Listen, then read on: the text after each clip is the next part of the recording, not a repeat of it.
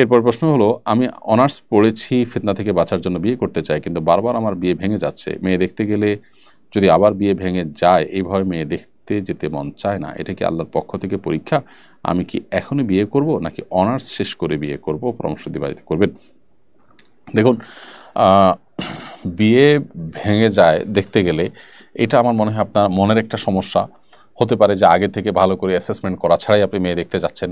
ভালো করে অ্যাসেসমেন্ট করবেন, ভালো করে উভয়ের অবস্থা এবং পরিস্থিতি এটা বিনিময় করবেন, তারপরে আপনি সেখানে মেয়ে দেখতে যাবেন, সেটা হবে অধিকতর উত্তম এবং শ্রেয়।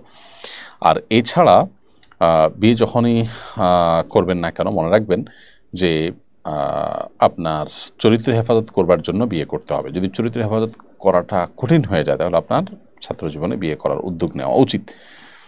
এবং এই যে আপনি বলছেন যে দেখতে গেলে ভেঙে যায়, তো ভাঙবে, ভাঙতে ভাঙতে কোনো এক জায়গায় যেখানে আল্লাহ তাআলা লিখে রেখেছেন সেখানে অবশ্যই হবে।